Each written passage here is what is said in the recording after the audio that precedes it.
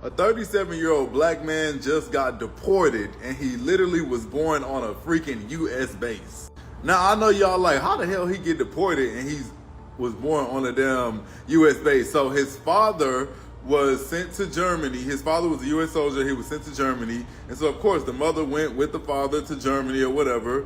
And they were living on the American base where they were stationed at in Germany. Well, he happened to be born 37 years ago on the damn base.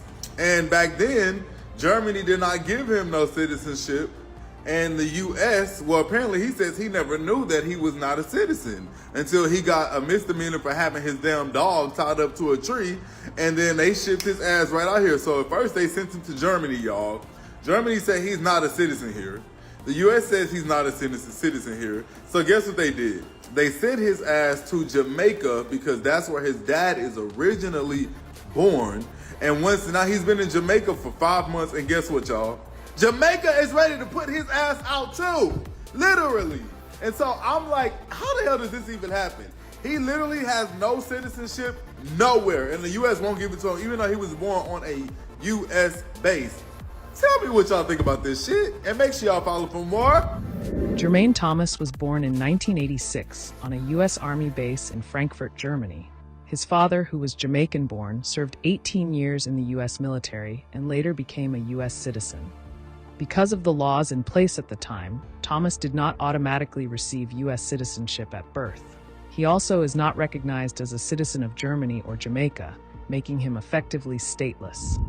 Over the years, he was convicted of multiple offenses, including domestic violence and theft. He challenged his lack of citizenship through the courts, eventually petitioning the Supreme Court. In 2015, the court declined to hear his case, which left the lower court rulings in place that found he was not a U.S. citizen. Earlier this year, Thomas was living in Killeen, Texas, where he was evicted from his home. While moving his belongings outside, he was arrested for misdemeanor trespassing. Instead of simply being held in jail, he was turned over to Immigration and Customs Enforcement, ICE. He spent over 2 months in ICE detention facilities in Texas. In late May, he was placed on a deportation flight to Jamaica, along with around 100 other people.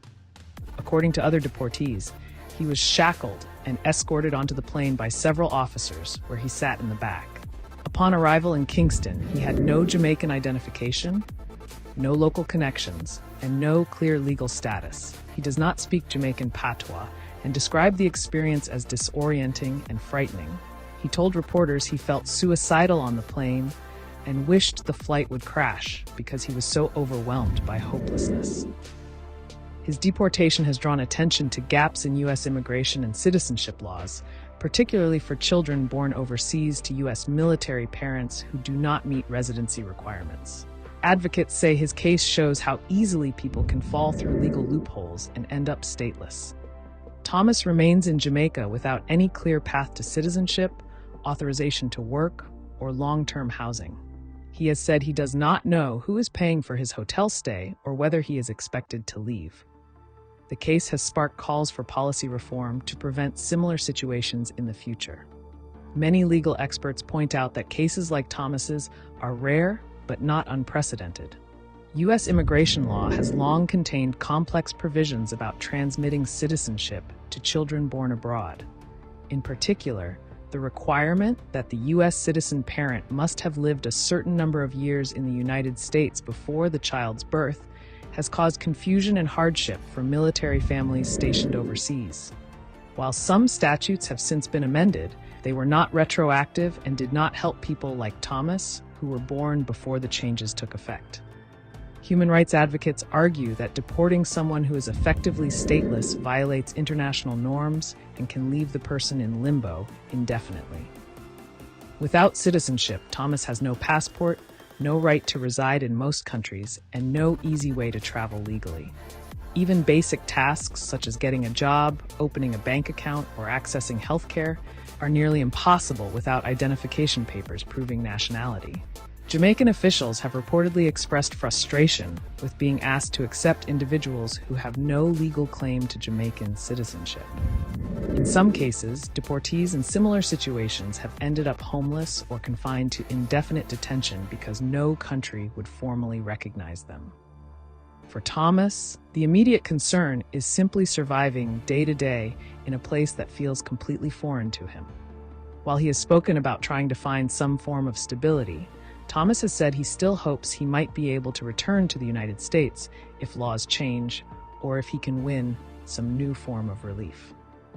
Immigration attorneys note that options for someone in his position are extremely limited, but certain humanitarian appeals or congressional private bills could, in theory, provide a legal pathway back. So far, there is no indication that any such effort has been initiated on his behalf.